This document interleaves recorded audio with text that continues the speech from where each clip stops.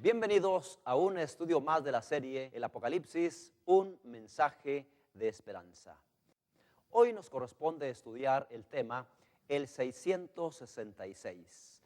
Veremos dos sellos, dos caracteres y dos destinos. ¿Por qué? Jesús sella en la frente a su siervo, según vimos en un tema anterior.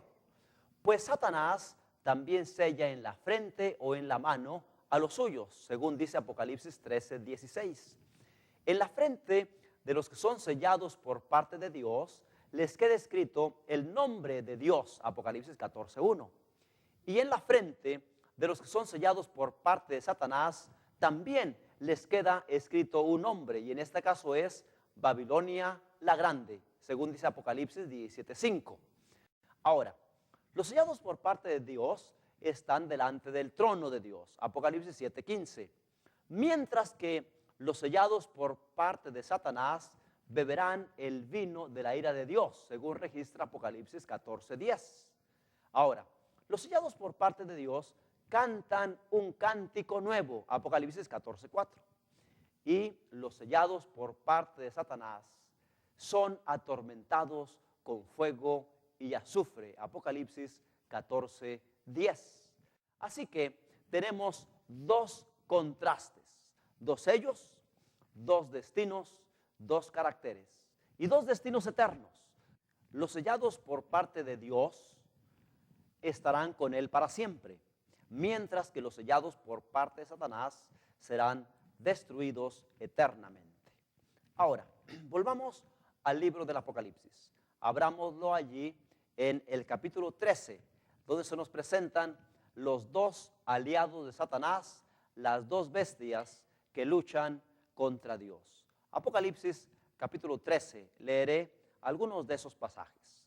Comienza diciendo el texto bíblico: me paré sobre la arena del mar y vi subir del mar una bestia que tenía 7 cabezas y 10 cuernos, y en sus cuernos 10 diademas, y sobre sus cabezas un hombre blasfemo. Y la bestia que vi era semejante a un leopardo, y sus pies como de oso, y su boca como boca de león. Y el dragón le dio su poder y su trono y grande autoridad. Más adelante dice: también se le dio boca que hablaba grandes cosas y blasfemias, y se le dio autoridad para actuar 42 meses, y abrió su boca en blasfemias contra Dios, para blasfemar de su nombre, de su tabernáculo y de los que moran en el cielo. Y se le permitió hacer guerra contra los santos y vencerlos. Y también se le dio autoridad sobre toda tribu, pueblo, lengua y nación. Nos dice además el registro sagrado que la adoraron todos los moradores de la tierra, cuyos nombres no estaban escritos en el libro de la vida del Cordero, que fue inmolado desde el principio del mundo. Ahora, de esta primera bestia, encontramos aquí 5 marcas de identificación. La primera de ellas, como vimos en el versículo primero, sube del mar. Y el mar representa pueblos, muchedumbres, naciones y lenguas.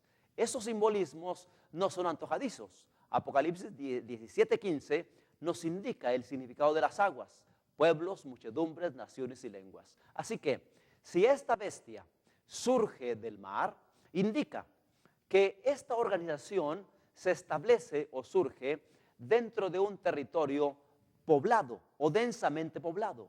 Y en el tiempo cuando el apóstol Juan escribió estos mensajes, el territorio más poblado del mundo era el comprendido por el Imperio Romano.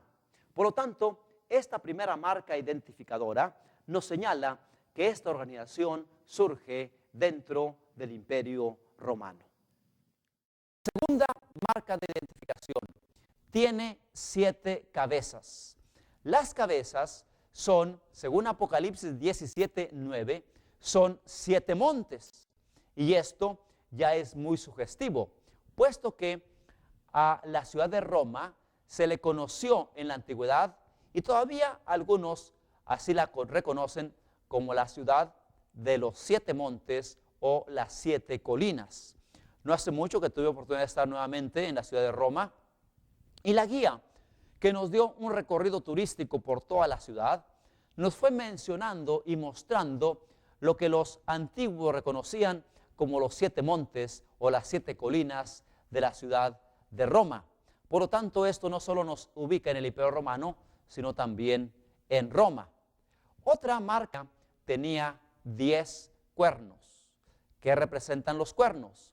Apocalipsis capítulo 17 y versículo 12 nos indica que los 10 cuernos son 10 reyes, como indicando que esa bestia se habría de dividir en 10 reyes. Y esto nos va ubicando allí en el Imperio Romano, que como todos sabemos, del Imperio Romano surgieron las naciones europeas, lo que son Francia, Inglaterra, Italia, Suecia, Bélgica y muchas otras naciones europeas antiguamente formaban 10 reyes, o sea, 10 pueblos o 10 reinos. Una cuarta marca identificadora es que hablaba blasfemias contra Dios.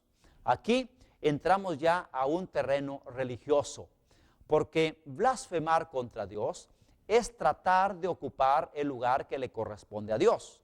En forma particular, atribuirse la facultad de perdonar pecados. Recordarán que en una ocasión se murmuró en contra de Jesús, porque cuando bajaron en un lienzo a un paralítico, lo bajaron, lo pusieron ahí enfrente para que lo sanara. Jesús estaba hablando en una casa, predicando el evangelio, y entonces cuando vio a aquel paralítico, lo primero que le dijo: tus pecados te son perdonados. Y aquellos que no reconocían que Jesús realmente era el Hijo de Dios, que era divino, dijeron: este blasfema, porque ¿quién puede perdonar pecados sino solo Dios? Así que blasfemar es atribuirse la facultad de perdonar pecados. Y la quinta marca de identificación es la descripción que se hace en el registro bíblico, que el dragón le dio su poder y su trono y grande autoridad. Ahora, ¿a qué organización otorgó el Imperio Romano su poder, su trono y grande autoridad? Bueno, no hay vuelta.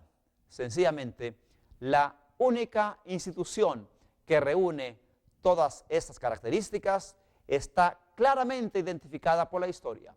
La historia registra con exactitud el cumplimiento de las profecías bíblicas.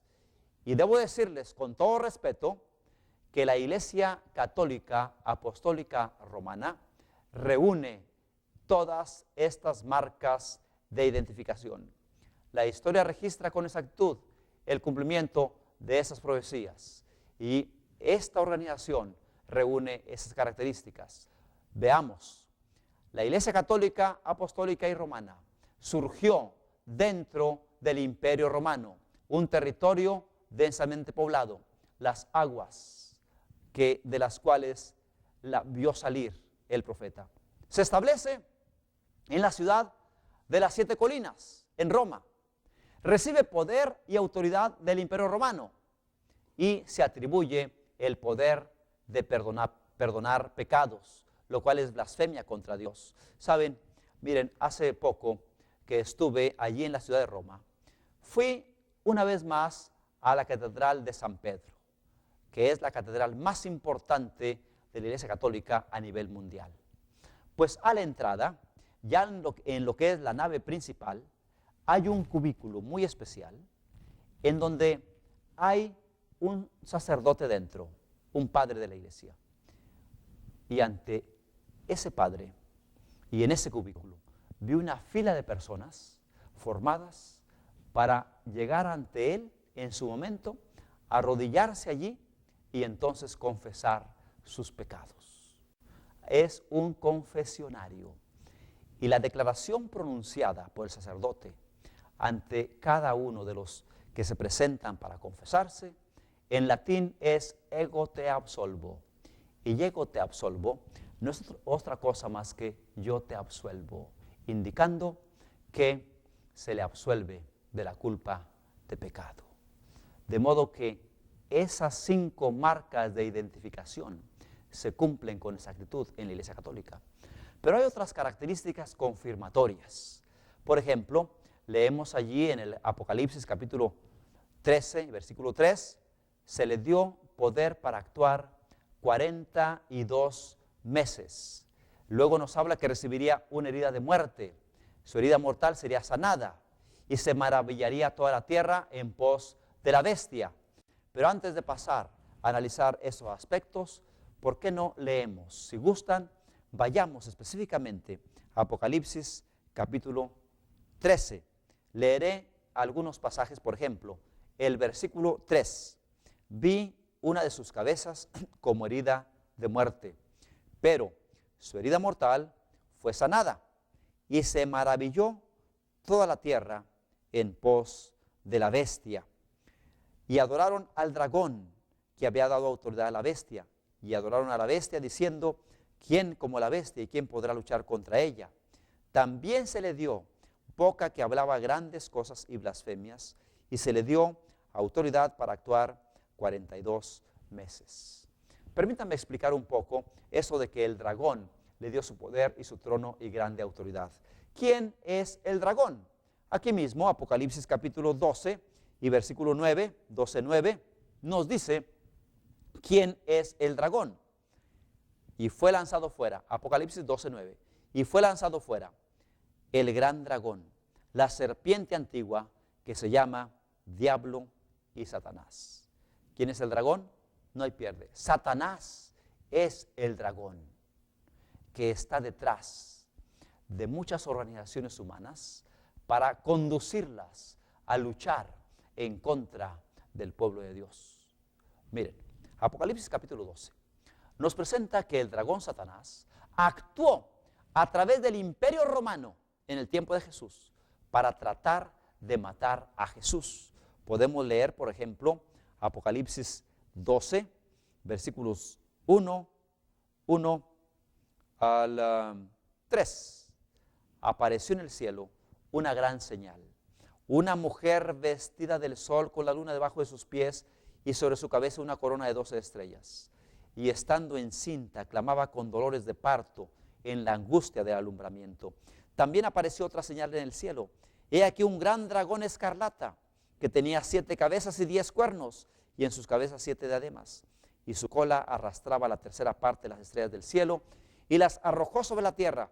Y el dragón se paró frente a la mujer que estaba para dar a luz, a fin de devorar a su hijo tan pronto como naciese. Y ella dio a luz un hijo varón, que regirá con vara de hierro a todas las naciones, y su hijo fue arrebatado para Dios y para su trono. Este hijo que nació de la mujer, o sea, la iglesia de Dios, representa, o más bien es Jesús, quien fue arrebatado para Dios y para su trono. Pues el dragón, Satanás, actuando a través del imperio romano, trató de matar a Jesús. Recordarán la historia, cuando Herodes mandó matar a todos los niños que había en Belén de 2 años para abajo, con tal de matar a Jesús. El dragón Satanás, actuando a través del imperio romano, a quien se le denomina también aquí el dragón, para tratar de matar a Jesús. Ese mismo imperio romano fue quien otorgó poder y autoridad a la Iglesia Católica.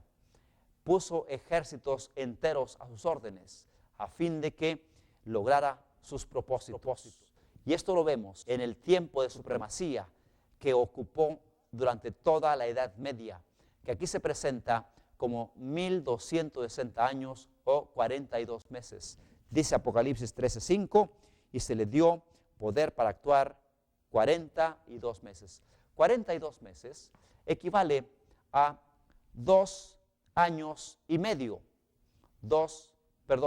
42 meses equivale a 3 años y medio. 3 años y medio. Lo que también se presenta en el libro de Daniel como tiempo, tiempos y la mitad de un tiempo.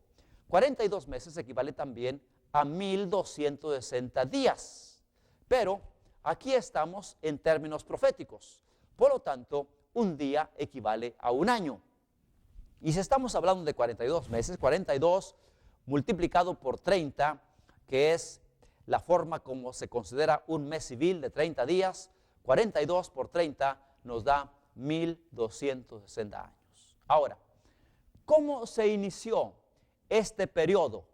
Son 1260 años, tiempos de persecución, de estancamiento. Se conoce aún en la historia secular como la Edad Media, tiempo durante el cual hubo la unión del poder religioso con el poder civil. ¿Cómo se inició el periodo?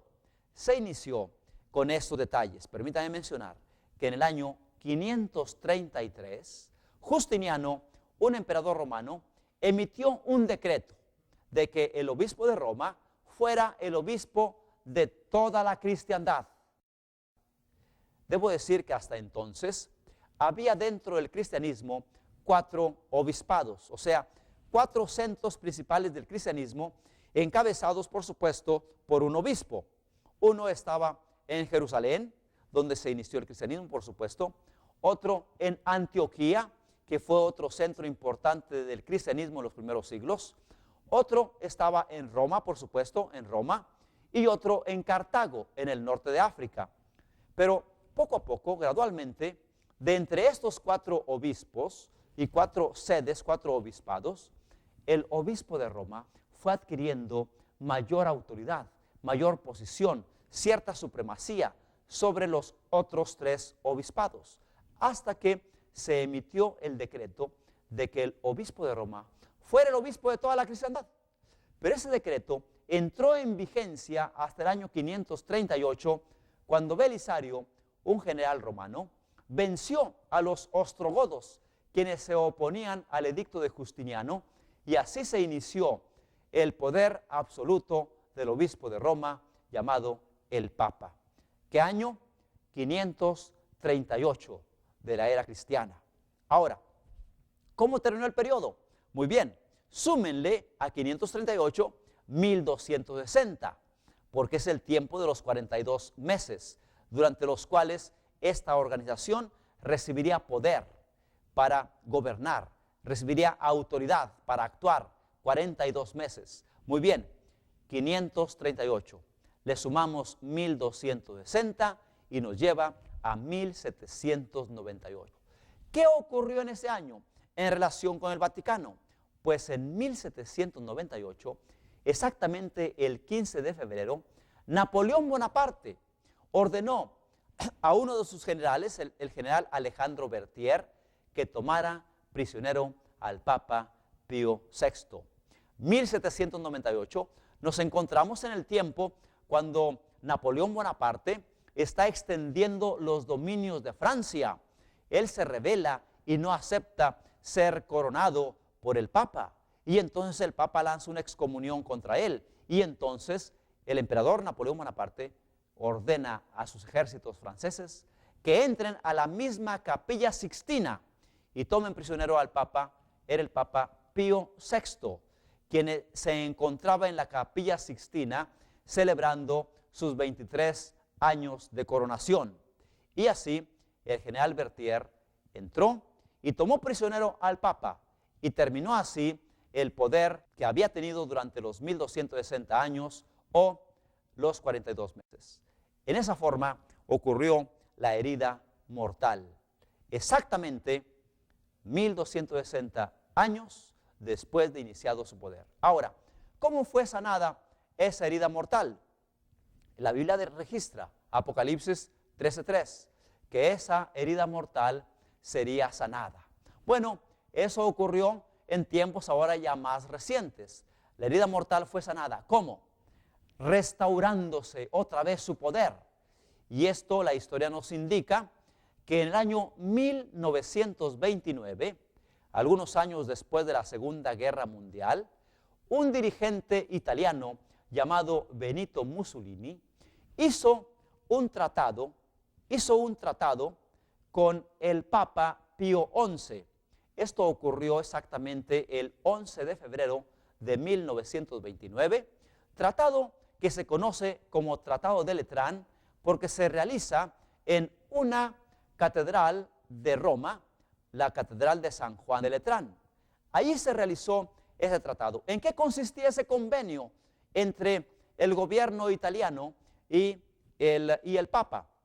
Consistía en que se le permitía al Vaticano establecerse como una nación pequeña dentro de otra nación, como un estado político y religioso dentro de otro estado. Es así que el Vaticano es reconocido como si fuera un país que está dentro del territorio italiano, pero con plena autoridad. Así que Pío XI, al establecer ese contrato, ese tratado de Letrán con Benito Mussolini, él declaró: mi pequeño reino, afirmó, es el más grande del mundo.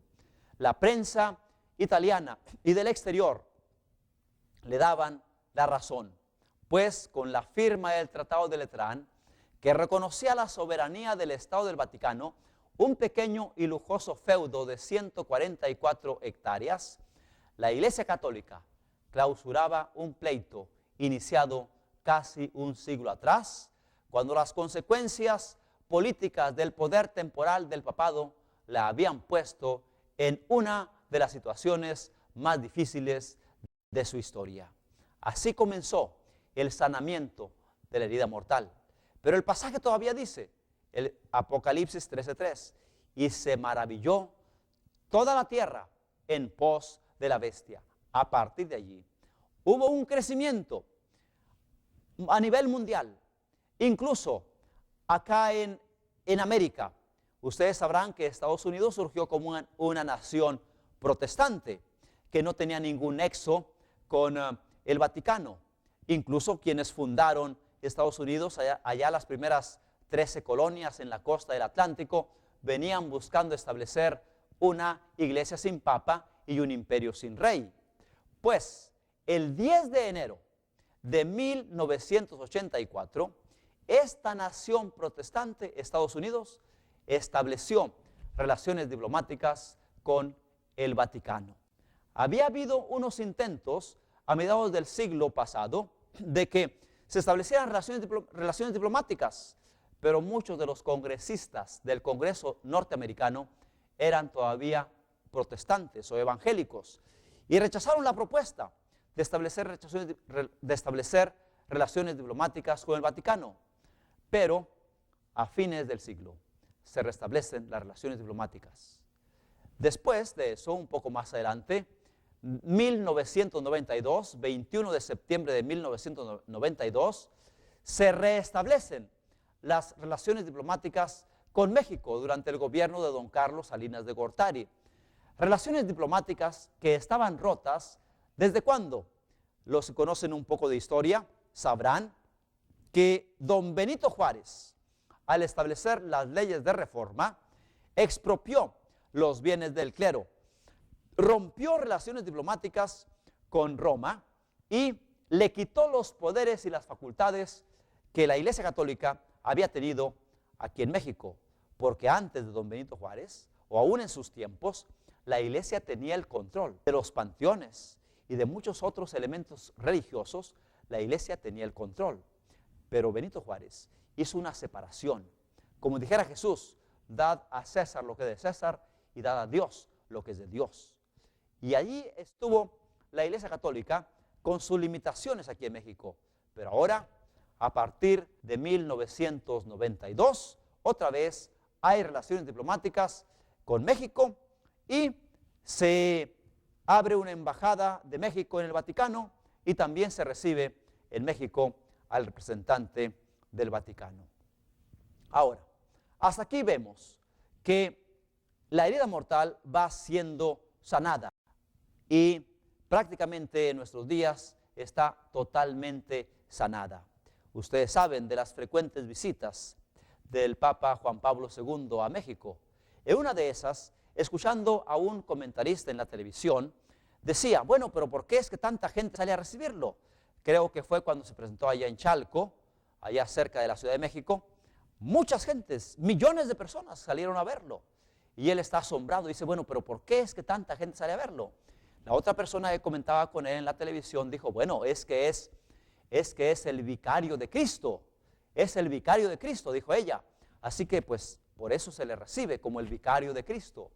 Pero saben que esto de el vicario de Cristo tiene un significado muy importante.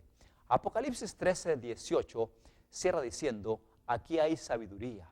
El que tiene entendimiento, cuente el número de la bestia, pues es número de hombre, y su número es 666. Apocalipsis 13, 18. 666. Número característico del paganismo de la antigua Babilonia. Y ya debo decirle que ya desde el primer siglo, a Babilonia, o a la Iglesia Católica, o mejor dicho, a Roma, se le asociaba con Babilonia. Tenemos un pasaje bíblico en 1 de Pedro 5:13, un pasaje un tanto curioso, pero ahí está registrado, no podemos quitarlo. 1 de Pedro 5:13, el apóstol Pedro, escribiendo desde Roma, dice: la iglesia que está en Babilonia, elegida juntamente con vosotros, y Marcos mi hijo, os saludan. O sea que los creyentes, los cristianos que estaban en Roma, estaban mandando saludos a través de Pedro a los lectores de la epístola. Pero realmente la iglesia no estaba en Babilonia, estaba en Roma. Pero ya a Roma se le identificaba con Babilonia en el primer siglo. Y uno de los títulos dados al Papa es vicario del Hijo de Dios, que en latín es Vicarius Filii Dei. Las letras en latín tienen un valor numérico. Las aplicaciones concuerdan con un sistema religioso que se ha apartado de las enseñanzas bíblicas, no precisamente con personas. Pero antes de analizar esa expresión Vicarius Filii Dei, permítanme mostrar que en Babilonia fue encontrado un amuleto que tenía los números del 1 al 36, sin repetirse uno de ellos, colocados en cuadros o en forma, ¿qué diríamos? Es como un cuadro dividido en 36 pequeños cuadros, con 6 renglones y 6 columnas. Así que hay 6 renglones, 6 líneas, y 6 columnas. Y en cada cuadro que se hace, que son 36, cada cuadro pequeño que se forma, hay un número del 1 al 36, no se repite ninguno, pero tanto las columnas como los renglones suman 111, 111, 111, por todas partes 111, y al sumar los 111 de las 6 columnas, naturalmente suma 666. Y al sumar los 111 de los 6 renglones, también suma 666. Pues, como dije hace un momento, ese número que era característico de Babilonia, ahora se presenta como característico de esta conocida como Babilonia espiritual o la bestia de Apocalipsis 13. ¿En qué forma? Miren, considerando el valor de las letras como números romanos, sabemos que la I vale 1, la B vale 5, la C vale 100, la D vale 50, la L vale 50, la D vale 500. Muy bien, sumando esos valores de esas letras, de la palabra Vicarius Filii Dei, la B 5, la I 1, la C vale 100, la A y la R no tienen valor, la I 1 otra vez, la B 5, la S no tiene valor, y luego seguimos con la siguiente columna, Filii, la F no tiene valor, la I vale 1, la L vale 50, la I 2 veces vale 1, y la otra I otro 1, la D 500 de Dei, la E 0 y la I 1. Sumando esos valores nos da exactamente 666. 666. Las aplicaciones, como mencioné, concuerdan con este sistema religioso. Pero aun cuando no tuviéramos estos números, todavía nosotros encontramos que todas las marcas identificadoras presentadas anteriormente coinciden, todas ellas, en identificar a la Iglesia Católica o el Vaticano con esta bestia descrita en Apocalipsis 13. Luego nos dice: y adoraron al dragón, que había dado autoridad a la bestia, y adoraron a la bestia. En fin, después de esto, habiendo identificado a esta primera bestia, Apocalipsis 13 presenta una segunda bestia. a partir del versículo 11. Si gustan, podemos leer otra vez Apocalipsis 13, del 11 en adelante. Dice: después vi otra bestia que subía de la tierra, y tenía 2 cuernos semejantes a los de un cordero, pero hablaba como dragón. ¿Cuál es esta bestia? ¿A qué representa? Bueno, ahora aquí encontramos que sube de la tierra. La primera subía del mar, lo cual identificamos como pueblos, naciones y lenguas. Esta sube de la tierra, lo cual indica un lugar poco poblado. También nos dice que tenía cuernos semejantes a los de un cordero. El cordero representa el cristianismo. Sin embargo, dice que después hablaba como dragón, lo cual indica que surge en un territorio poco poblado, como una nación o una organización cristiana, pero después abandona los principios del cristianismo. Y esto coincide con exactitud con Estados Unidos de Norteamérica. ¿Cómo fue establecida esta nación de Norteamérica? Fue establecida como una nación cristiana en un lugar poco poblado. Los norteamericanos no llegaron a conquistar como los españoles aquí en México. Llegaron sencillamente a ir ocupando territorios que estaban relativamente poco poblados. Y así tenemos la llegada de los padres peregrinos a las costas de Norteamérica el año 1620. Provenientes de Inglaterra, a lo que llamaron la Nueva Inglaterra, llegan 112 pasajeros para establecer una iglesia sin papa y imperio sin rey. Parte de la Declaración de Independencia de Norteamérica dice: sostenemos que estas verdades son autoevidentes, que todos los hombres son creados iguales, que están dotados por el Creador con ciertos derechos inalienables, que entre esos están la vida, la libertad y la búsqueda de la felicidad. Estados Unidos reúne las características de la segunda bestia. Surge en un territorio poco poblado, surge como una nación cristiana, abandona los principios cristianos, pero lo dice también el pasaje, que ejerce toda la autoridad de la primera bestia en presencia de ella, y hace que la tierra y los moradores de la tierra adoren a la primera bestia, cuya herida mortal fue sanada. Y esto nos habla de alianzas políticas, de la unión de estas 2 bestias, el Vaticano y Estados Unidos, los cuales se unen para hacer una imagen de la primera bestia. Esta imagen es la unión del poder político y el poder religioso, que impone la marca de la bestia, que es la observancia del domingo, como veremos más adelante. Miren, hablar acerca de la imagen de la bestia es hablar de la reproducción de algo que ya ocurrió antes. La bestia originalmente fue una alianza política del poder del Imperio Romano con el Vaticano de aquel tiempo. Se unieron y, entre otras cosas, pusieron una ley dominical de que se guardara el domingo en lugar del sábado.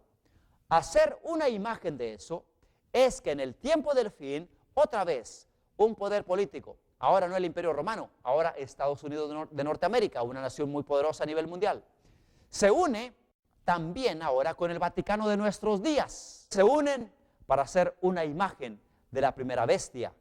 Esta imagen es la unión del poder político y el poder religioso, que impone la marca de la bestia, que es la observancia del domingo, como veremos más adelante. A través de todo el Antiguo Testamento, el sábado era una señal entre Dios y su pueblo. Ezequiel 20:12 y 24 nos dice: también les di mis sábados, que fueran una señal entre yo y ellos, para que supieran que yo soy Jehová, que los santifico. El sábado fue dado como señal entre Dios y su pueblo. Desde que se dio allá en el Sinaí, quedó claro: acuérdate del día del sábado para santificarlo, porque en 6 días creó Dios los cielos y la tierra, el mar y todo lo que en ellos hay, y reposó el 7º día. Por tanto, Jehová bendijo el día de reposo y lo santificó. Ahora, como en la Biblia se habla acerca del 7º día como día de reposo, algunos dicen: bueno, pues depende cuándo comiences a contar. Si comienzas a contar el lunes como primer día de la semana, el séptimo naturalmente será el domingo. Sin embargo, afortunadamente, debo decirles que la Biblia no nos deja a la deriva para ver a qué día le ponemos primero. La Biblia es específica y en San Marcos capítulo 16 y versículo 9 encontramos que al día cuando Jesús resucitó le llama el primer día de la semana. Dice así Marcos 16, 9. Habiendo pues resucitado Jesús por la mañana, el primer día de la semana, apareció primeramente María Magdalena, de quien había echado 7 demonios.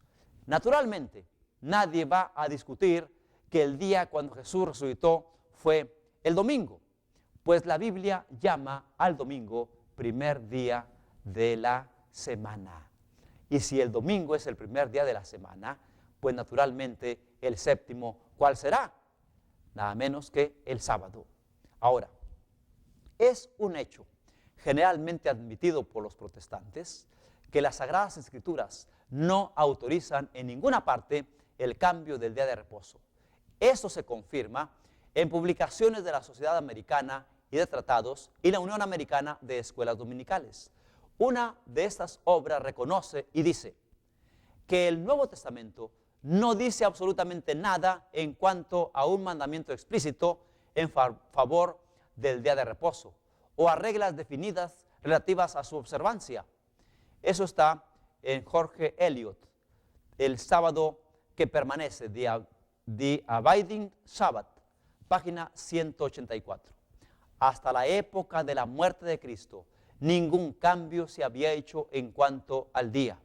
Y por lo que se desprende del relato bíblico, los apóstoles no dieron mandamiento explícito alguno que ordenara el abandono del séptimo día sábado como día de reposo, ni que se lo observara en el primer día de la semana.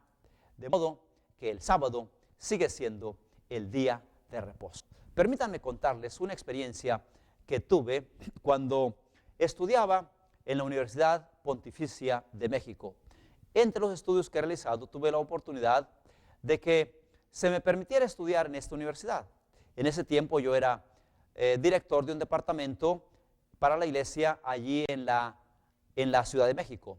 Y entonces pedí autorización para que me permitieran ir a tomar algunos cursos a esta universidad. Así que llegué, me inscribí en algunos cursos, estudié durante todo un año y un verano intensivo.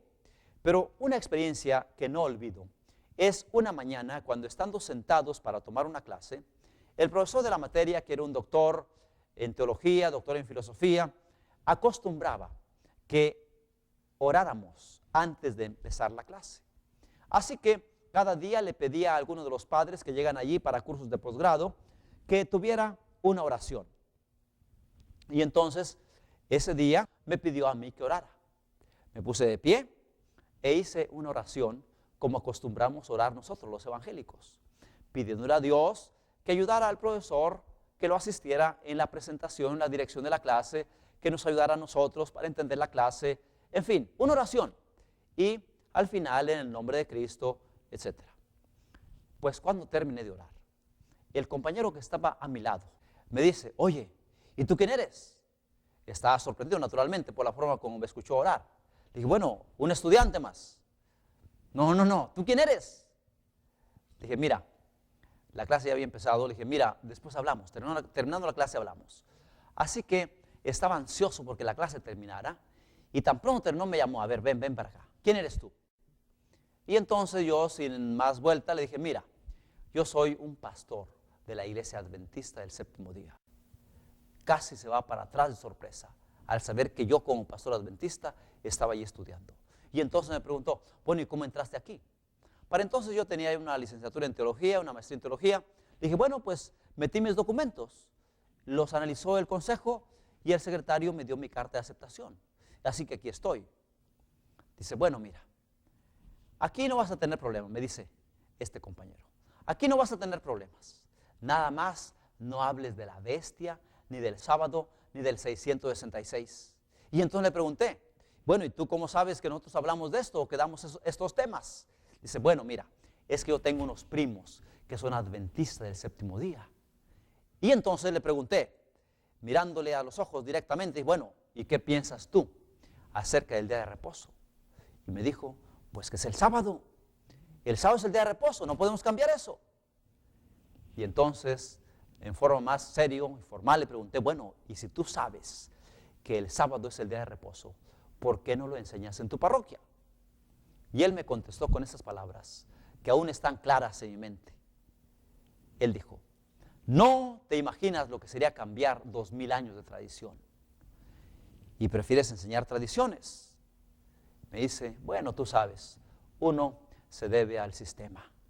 Bueno, pero quiero que me ayudes. Y entonces nos hicimos buenos amigos, me hizo muchas otras preguntas y continuamos estudiando mucho acerca de la palabra de Dios. Sin embargo, yo salí, él continuó allí. Pero debo decirles que durante ese tiempo hubo uno que sí decidió renunciar a las tradiciones y adoptar las enseñanzas de la palabra de Dios. Un sacerdote, y se bautizó en la iglesia central de la Ciudad de México, en la iglesia de Sadi Carnot número 12, Colonia San Rafael. Se bautizó y pidió a un compañero pastor que lo acompañara para recoger sus cosas, porque él se regresaba, se iba a Centroamérica para llevar este mensaje bíblico a sus familiares. Es así como Dios me permitió vivir esta experiencia y constatar cómo hay muchas personas que están conscientes que el sábado es el día de reposo, aun cuando en la práctica no están en condiciones de guardarlo. Un escrito católico dice lo siguiente: bajo la ley antigua, el sábado era el día santificado, pero la iglesia, instruida por Jesucristo y dirigida por el Espíritu de Dios, eso es falso, por supuesto, la iglesia sustituyó el sábado por el domingo. De manera que ahora, dicen ellos, santificamos el primer día y no el séptimo. Domingo significa día del Señor y es lo que ha venido a ser. Como signo de la autoridad de la Iglesia Católica, los escritores católicos citan el acto mismo de cambiar el sábado al domingo, cambio en el cual los protestantes consienten.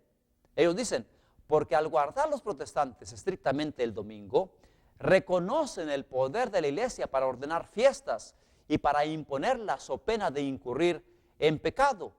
Así que diríamos que los mismos católicos hacen burla de los protestantes, los cuales según se separan de la iglesia de Roma, sin embargo, continúan guardando el domingo. Y el escrito termina diciendo, ¿qué es pues el cambio del día de descanso, sino el signo o marca de la autoridad de la iglesia romana? Así que, al reconocer esta autoridad para cambiar el día, inconscientemente se está aceptando como la marca de su autoridad, de modo que queda como la marca de la bestia. Pero Jesús nos dejó otro ejemplo. El registro bíblico, el Evangelio San Lucas 4:16, nos dice que Jesús fue a Nazaret, donde se había criado, y conforme a su costumbre, el sábado entró en la sinagoga y se levantó a leer. Era costumbre de Jesús ir el sábado a la sinagoga y leer. Además, los evangelios están llenos de pasajes que testifican que el sábado era el día guardado por los discípulos de Jesús, aún después de su muerte, resurrección y ascensión. En cuanto a las mujeres que fueron para ver el sepulcro de Jesús y para ungir su cuerpo, el Evangelio dice, las mujeres que habían venido con él de Galilea también le siguieron y vieron el sepulcro y cómo fue puesto su cuerpo. Entonces regresaron y prepararon especias aromáticas y perfumes y reposaron el sábado conforme al mandamiento. De modo que aún bajo la pena y el dolor de la muerte de Jesús, estas piadosas mujeres todavía respetaron el sábado conforme al mandamiento. Y el primer día de la semana, o sea, el domingo de mañana, muy de mañana, fueron al sepulcro, llevando las especias aromáticas que habían preparado, y hallaron removida la piedra del sepulcro. ¿Por qué? Jesús había resucitado. Jesús mismo reposó el sábado en la tumba. Y la Biblia reconoce el viernes como día de la preparación, según dice San Lucas 24. 1 y 2, día de la preparación, sábado, día de descanso, y domingo, primer día de la semana. La iglesia del Nuevo Testamento continuó guardando el sábado. Los discípulos amaban a Jesús lo suficiente como para obedecerle. El apóstol San Pablo discutía todos los sábados en la sinagoga y persuadía a judíos y a griegos. Hechos 18:4. Y después tenemos otro pasaje en el cual se nos dice que durante varios sábados estuvieron reuniéndose. Hechos capítulo 13. Cuando ellos salían, les rogaron que el sábado siguiente les hablasen de estos temas. El sábado siguiente se reunió casi toda la ciudad para oír la palabra de Dios. Hechos de los Apóstoles, capítulo 13, versículos 42 y 44. Y otro registro, Hechos 16:13, y el día sábado salimos fuera de la puerta de la ciudad, junto al río, donde pensábamos que habría un lugar de oración. La práctica de los discípulos durante todo el primer siglo fue guardar el sábado. En más de 105 idiomas del mundo, el nombre del séptimo día de la semana es sábado. Formas parecidas, pero siempre significa reposo. Hace unos 3 años estuve en Ucrania para una campaña evangelística. Ellos, para decir sábado, dicen subota, subota. Pero aún esa palabra en ese idioma sigue significando reposo. De modo que la marca de la bestia viene siendo un falso día de reposo. Y el sello de Dios se manifiesta por el reposo, por el día de reposo establecido desde la creación. 2 sellos, el sello de Dios y el sello de la bestia. Y Apocalipsis 17:4 nos dice que en ese tiempo del fin se unirán la bestia y los reyes de la tierra para pelear contra el Cordero, pero el Cordero los vencerá, y los que están con él son llamados y elegidos y fieles. ¿Y tú, cuál sello recibirás? ¿El de Dios, aceptando el sábado bíblico establecido desde la creación, o el de Satanás, aceptando y guardando un día que es solo producto de la tradición?